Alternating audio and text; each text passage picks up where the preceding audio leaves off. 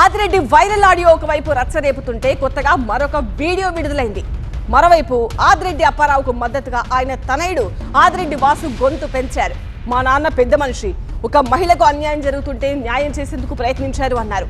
అప్పారావును విమర్శిస్తున్న YCP నేతలకు దమ్ముంటే ఆ కుటుంబం తగదా తీర్చాలని సవాల్ విసిరారు ఎమ్మెల్యే వాసు. సమాధానం ఇస్తావా? నువ్వు ఎదరదాని నువ్వు ఆడ అన్ని చేసి పెడతాడు కదా, ఇది కూడా చేయమని చెప్పు. నాకు మాటలు సమాధానం ఇవ్వమనమానండి. అది మారు కరిగ్గా అడ్డగోలుగా నరికేస్తానండి. నేను చెప్పాను కొల్లి రవీంద్ర ఆడ ఉద్యోగం తీసి పడదొబ్బాను. అలాగేనండి, తీయించండి. ఎవరి జేబులోది కాదండి అది ఉద్యోగం. వాళ్ళ తండ్రి పోతే ఇచ్చారండి, వాళ్ళ తండ్రి పోతే ఇచ్చారు, హక్కు అండి. సర్వెంట్ గారి సంగతి చూస్తానులే. అలాగేండి అలాగేండి. ఆ సర్వెంట్ గారికి ఏం చేయాలో నేను చేస్తాను. అలాగేండి అలాగేండి. క్యాస్ట్ ఏంటి, ఈ క్యాస్ట్ ఏంటి? క్యాస్ట్ ఏంటండి? కమ్మోరిళ్లలో ఉంటలేదండి పనోళ్ళకి. ఫైనల్ గా చెప్తున్నా నీకు, చెప్పండి. నీ బతుకు నువ్వు బతుకు.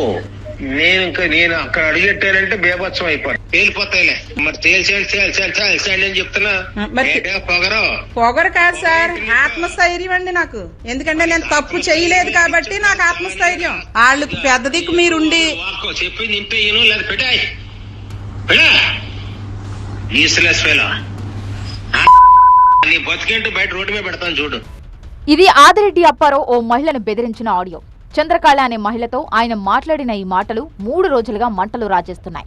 వైసీపీ చంద్రకళకు మద్దతుగా నిలిచి అప్పారావుపై ఆరోపణలు గుప్పించింది. దీంతో అసలు ఈ చంద్రకళతో అప్పారావు ఎందుకు మాట్లాడాల్సి వచ్చిందో వివరించింది మరో మహిళ. తనకు న్యాయం చేసేందుకే అప్పారావు చంద్రకళతో మాట్లాడారని ట్విస్ట్ ఇచ్చింది.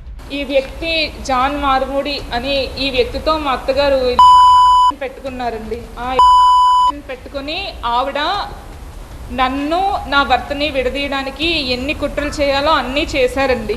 నా భర్త ఎక్సైజ్ డిపార్ట్మెంట్లో ఎస్ఐగా చేస్తున్నారండి. ఆయనతో పాటు పనిచేసే ఇంకొక అమ్మాయి, ఆ అమ్మాయి పేరు రమాదేవి అండి.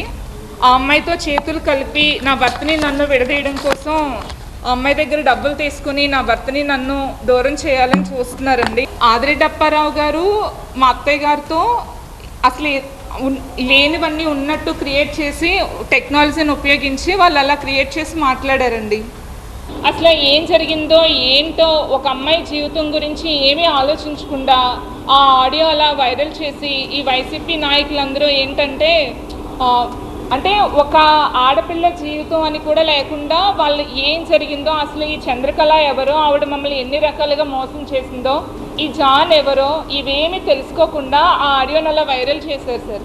అంటే ఇప్పుడు ఒక ఆడపిల్ల జీవితాన్ని అలా బయట పెట్టడం అనేది అది వాళ్ళ రాజకీయ లబ్ధి కోసం ఇదంతా ఇలా చేయడం కరెక్ట్ కాదు సార్. విజయ క్లారిటీ ఇవ్వడంతో ఇది అత్తాకోడళ్ల గొడవగా తేలింది. మరోవైపు తన తండ్రికి మద్దతుగా నిలిచారు టీడీపీ ఎమ్మెల్యే ఆదిరెడ్డి వాసు. అత్తాకోడల సమస్య, ఆ సామాజిక వర్గానికి సంబంధించిన పెద్ద దిక్కుగా ఆదిరెడ్డి అప్పారావు గారి దగ్గరికి వచ్చిన సమస్య, అక్కడ ఉన్న వ్యవహారం బట్టి, వారు ఎదుర్కొంటున్న ఎస్సీ ఎస్టీ కేసులు బట్టి అప్పారావు గారు మాట్లాడిన విధానాన్ని చిత్రీకరించిన ప్రక్రియలో జరిగిన సంభాషణ, ఆవిడ అంత మాట్లాడిన తర్వాత నేను మాట్లాడడం సరైన విధానం కాదని నాకు అనిపిస్తూ ఉంది, సభ్యత కాదని అనిపిస్తూ ఉంది. ఆవిడ మాట్లాడారు కాబట్టి అక్కడితోటి సరే. నేను చెప్పదలుచుకుంది ఒకటే, సంవత్సరన్నరగా ఈ సమస్య ఉందట. నిన్నే నేను తెలుసుకున్నా. సంవత్సరన్నరగా ఉన్న సమస్యను రోడ్డు మీద పెట్టారు వైసీపీ వాళ్ళు. న్యాయం చేస్తారా, చేయగలరా, చేస్తారా, చేయగలరా? ఎడిటింగ్లు చేసుకునే బతుకు ఎందుకు వస్తూ ఉంది మీకు? మరోవైపు జాన్ అనే వ్యక్తిపై ఆదిరెడ్డి అనుచరులు దాడి చేశారంటూ మరో వీడియో వైరల్ అవుతోంది. ఇంత జరుగుతున్నా ఆదిరెడ్డి అప్పారావు మాత్రం ఉలుకు పలుకు లేకుండా ఉన్నారు. ఆ అత్తాకోడళ్ల పంచాయతీకి పరిష్కారం చూపించాకే ఏ విషయమైనా మాట్లాడతానని అప్పారావు చెబుతున్నట్టు సమాచారం.